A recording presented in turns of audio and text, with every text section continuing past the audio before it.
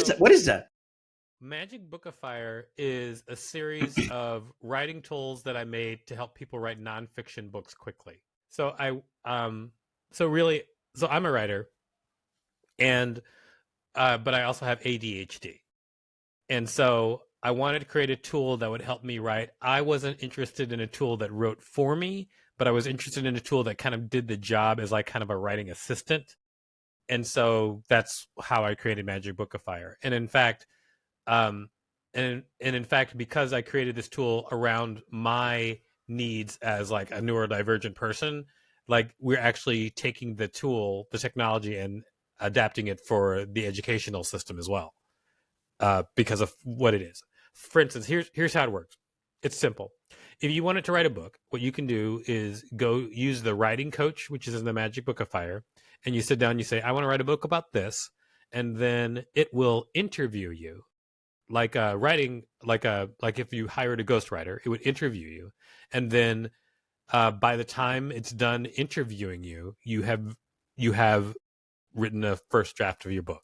It just basically guides you through the writing process instead of writing for you. Wow. Which is It's amazing. And this really connects with me, to be honest with you, Victor. I was thinking about writing a book. Actually, I've written the outline and I've written about, I don't know, 25,000 words in it, but I'm still faced with the problem of procrastination. And this is exactly what this is for, because it'll get it going. Oh, and then also the second tool, because of what you just described, the long form writer is a different tool. So the long form writer, you can put in up to 50,000 words of anything, okay? And then you can also put in an outline. And then what the system does is it'll work like a writing assistant. It'll take your outline, it'll go through the material you gave it, take notes, write it in the form that you decided, and then give you a rough draft so that you can then take it from there. It does the same thing. So like if you have 25,000 words in an outline, you can put those in there and it'll be like, hey, this is what I think a rough draft would look like. And then you could take it from there and polish it. And Victor, anybody can access this? Yeah, absolutely.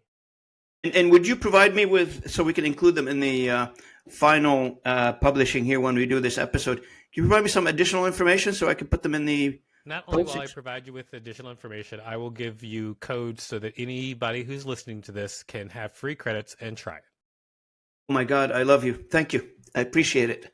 No problem. This is great. Now, you talk also, like I also faced with it. It's called cognitive. I didn't know what I called it, but when I was reading about you, you talked about, and specifically on the Book of Fire, is cognitive overload. I experienced it before. I'm trying to write something.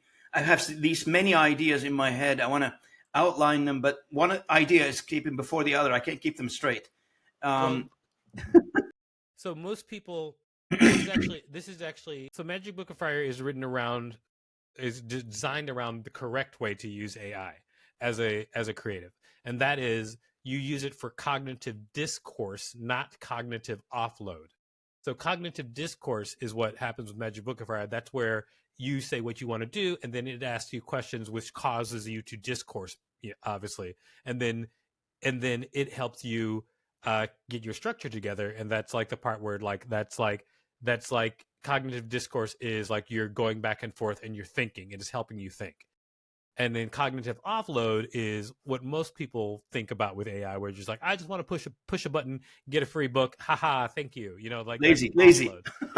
It's a difference between like if you knew Einstein and you could either talk to Einstein or make him do your homework.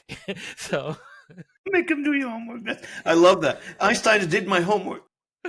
Yeah. I mean, if you had the opportunity, because if you think about it, when programmed correctly, AI can be so helpful. It can be very helpful with you structuring your idea and turning it into a story, or you can try to make Einstein do your homework, which I don't suggest to anybody. Absolutely.